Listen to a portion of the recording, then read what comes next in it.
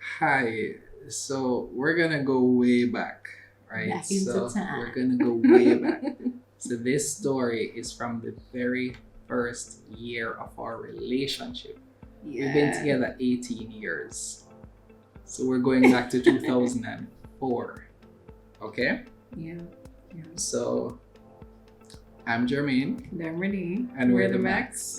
So we haven't told a story in a little bit and it seemed like the right time. So in this story, yeah. So It's kind of major. It was a major event in our lives. so let me just say we were very young. Yes, I was 17. I was 20.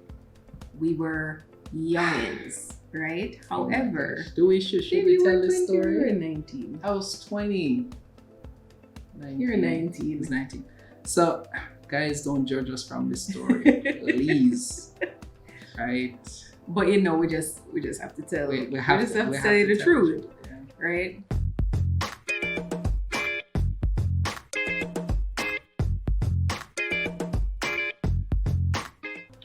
So we shared the story before of how we met.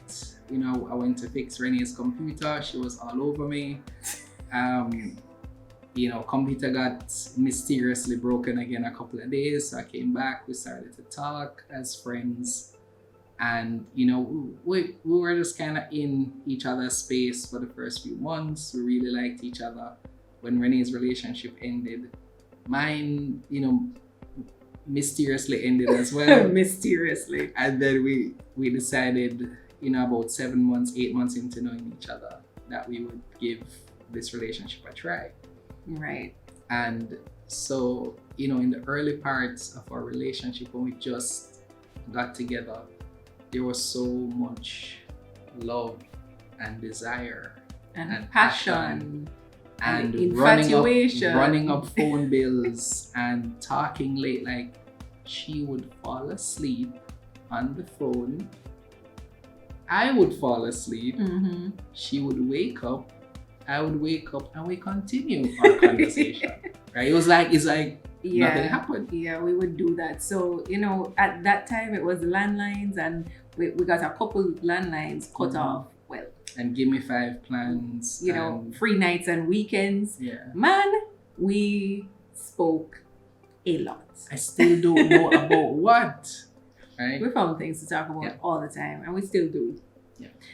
Right. So that's kind of where we were. We were just very much. Yeah. We took every opportunity to be with each other Man. physically. We were still, as in, I being in the same space. racked up a tab with a taxi service just to see her. And back then, 2004, what was it, like $500 a trip? Yeah. No, $700 a trip. One You were the direction. one paying it. I don't know. Yeah, so it's just crazy because I was like an hour away from her, so it wasn't cheap anyway. So yes, so this was now 1 year into our relationship, and I had just finished high school, just started university, and Jermaine had just finished. High no, school. he didn't. Yeah, Didn't just, but he had finished high school and was working with his dad. I think so. I Right. don't remember. So he Decades ago. so he was working with his dad and also running his own business. Yeah. Otherwise, right, his computer business. So that's kind of where we were. So the mistake. Yeah. So an incident happened. And it was, for me, it was, I can say, the most difficult period I've experienced It's very tense. with my mother. And it was just very, very tough, right? Yeah. And coming out of that, I said, I can't be in this space anymore. I have to leave. I'm my own woman. I have to leave. I need to go. My cousin came by and she was talking to me and she was saying, Rennie, you can't do this. Like, this doesn't make sense. And I'm saying to her, you don't live here. You're not the one in the situation. You don't understand what I'm going through. And I was I like, have to go. I was like, whatever you want to do, I'm here. Right. And so this girl, I just started pulling things out of my closet and out of my drawers, and I was packing, and I packed my bags and I was ready to go. Where did I go? She went to a 19-year-old who's living with his mother's house. So I went straight to Jermaine's house. Yeah. Right. And he was like, come on Come in. on in. We're gonna make this work. My house is your house. We're gonna make this work. I have enough room. I can take care of you. In his room. Yes. In his mother's house. Yes. Right. And Can't believe we did that. man, crazy. Mm-hmm.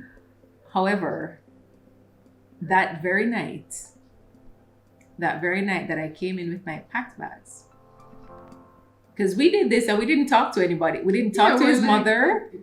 We didn't talk to... She didn't need to know. We just did it. And his mother called us into her room for a conversation. And we were adamant that we can make this work. You know, she's gonna try and talk us down. It doesn't matter. It's okay. Whatever she says, it's fine. We're doing this. If she doesn't agree with it, we'll move out of here as well. Yeah. Right? So, I mean, she asked us very good questions. She asked us very pertinent questions. So, how are you going to care for each other? How are you going to care for yourselves? How are you going to pay rent? How are you going to earn food? money? What kind of work do you think you're going to get with just a high school education?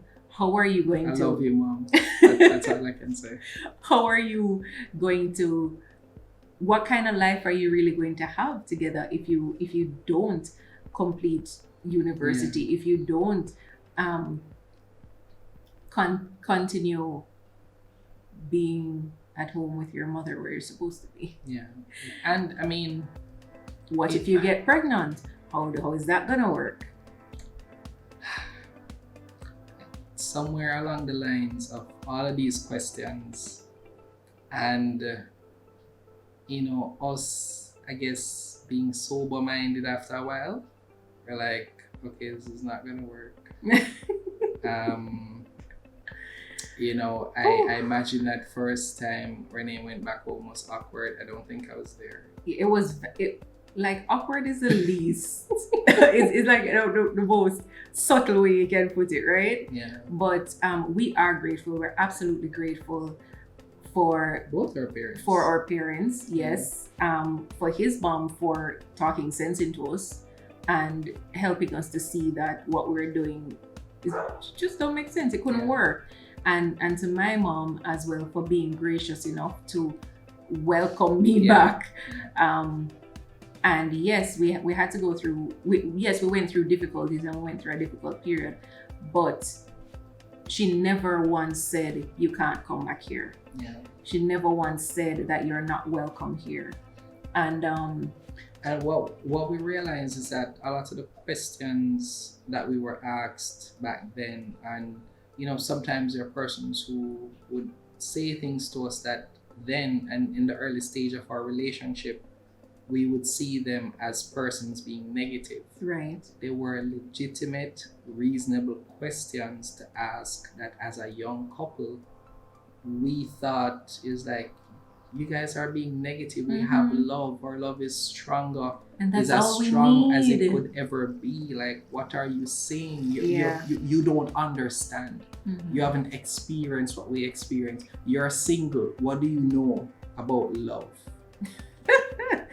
Ooh, listen, you see when we say we're grateful for the grace of our parents, imagine your children saying these things to you like, what can you really tell me about love? We did rude. Out of order. Yeah. But yes, our parents were loving. Yeah.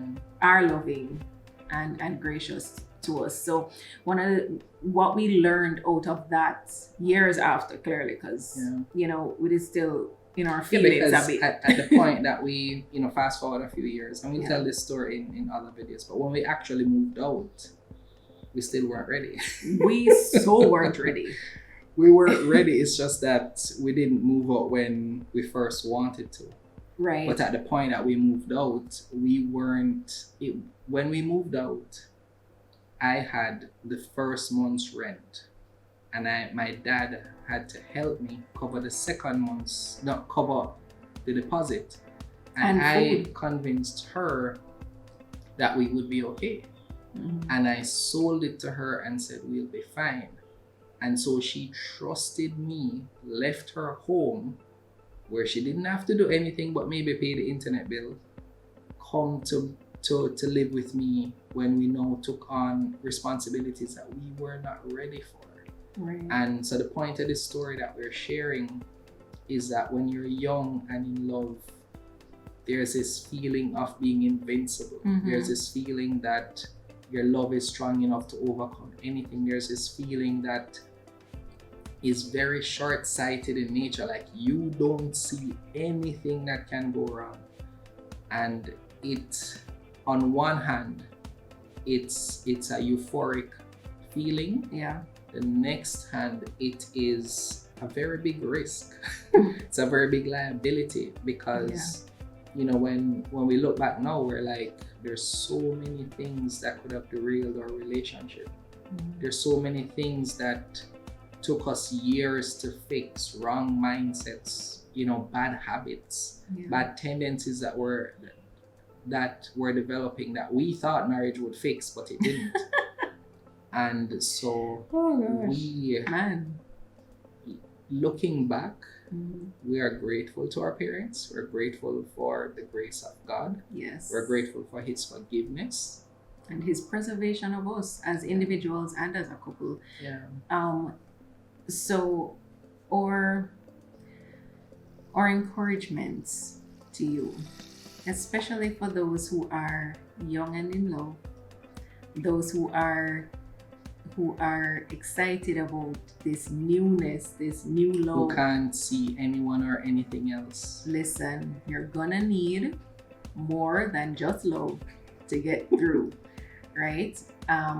We strongly encourage taking godly counsel, and seeking to be a little sober-minded and humble. Yeah.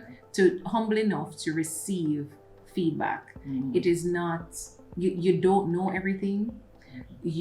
Especially if you don't know everything about the person as yet, because it's a new relationship. We were 1 year in. Yeah. Like, there was so much, even though we spent so much time together. We weren't sharing the important things about our past. Everything was kind of surface level, and we spoke about stuff that we spoke about thought, our dreams. Yeah. You know, we spoke about things that we thought were important and how we can help each other and how we can be together and what life will be like and all of those wonderful and fluffy things, but we didn't even know or understand what was truly important to know about each other before we got into a serious relationship. Nor did we have an appreciation for what it took to make a relationship and marriage work. Right. We were completely inexperienced, in over our heads, and we weren't able to listen to sound advice. Yeah, and we were teenagers. Yeah. We were teenagers, and I know parents of teenagers will often say, teenagers feel like they know everything. Like, there's nothing more for you to teach them so that they can make all their decisions and do what they think is best. And that's really how we operated then. And we see a lot of young persons in relationships now who either they hide it from their parents, or they just think when their parents ask them certain questions, put certain things to them, that their parents are just being negative. Right. And that they don't understand, and they actually compare their relationship to their parents. Right. To say that, so if your parent is a single parent, you will say, you don't know what you're talking about. You couldn't make a relationship work. If your parents happen to be married and together, you're like, you got married 20, 30 years ago. Like, there's always something that you tell yourself that your To parents justify. don't understand. Right, and to justify what you're doing and what your decisions have Yeah. been.